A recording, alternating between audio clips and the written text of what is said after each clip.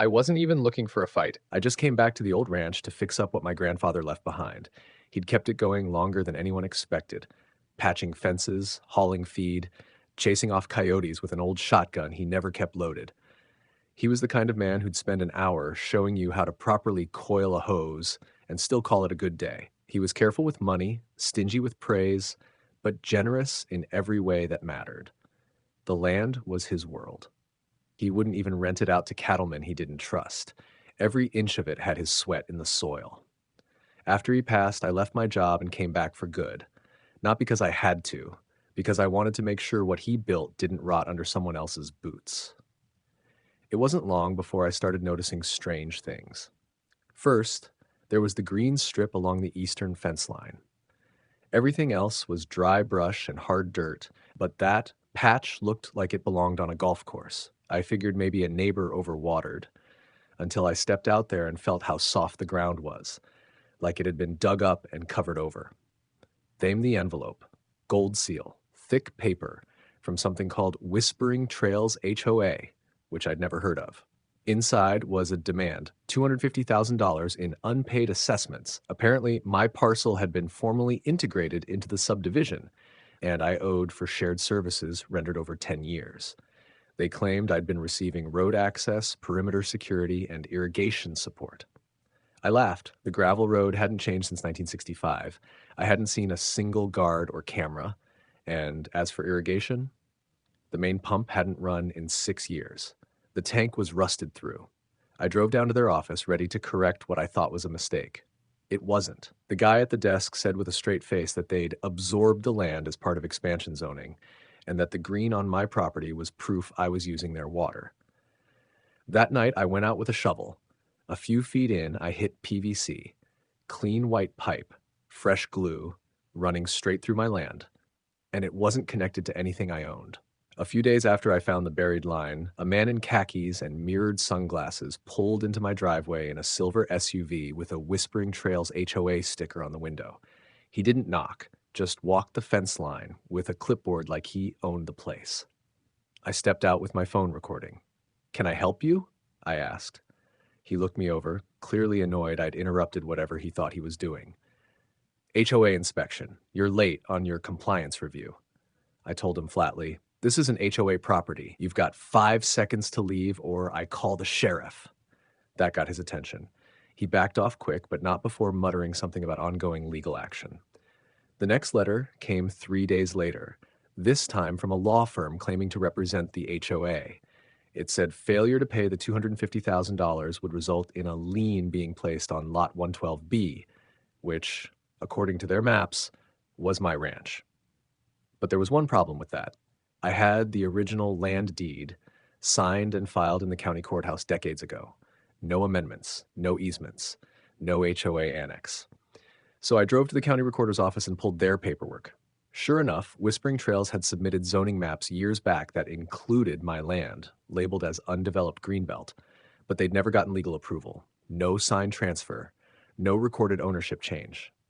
Just a map and silence.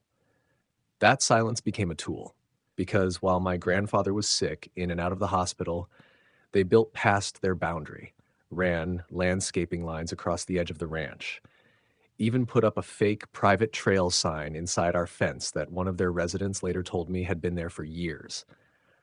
They were watering HOA lots off our well runoff. Their sprinkler system pulled pressure directly from a buried junction that hadn't existed 2 years ago. And nobody ever told us. They thought we wouldn't notice.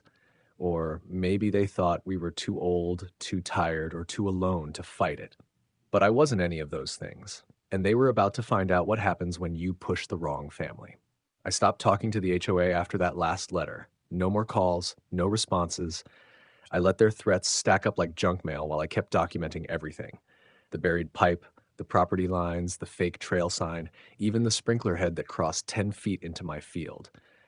I took photos at sunrise, sunset from every angle, time-stamped and backed up to 3 drives. Then I got serious. I hired a private land surveyor. Someone local, someone old school.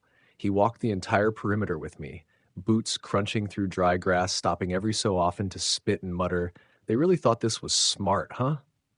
His report was airtight. Whispering Trails had crossed the boundary in 4 different spots. One of their decorative fences set 10 feet onto my grandfather's land.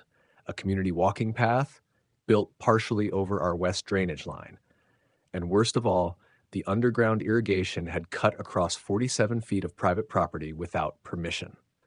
That same week, I met with a real estate attorney. He looked over the paperwork, let out a low whistle, and said, "They're bluffing.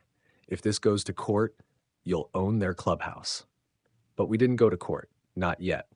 I sent one letter, notarized and delivered via courier, addressed to the HOA board president. It outlined the survey findings, included aerial overlays, and cited county zoning violations, civil trespass statutes, and a little cherry on top, a formal demand to cease all encroachment within 10 days or face an immediate injunction and damages claim.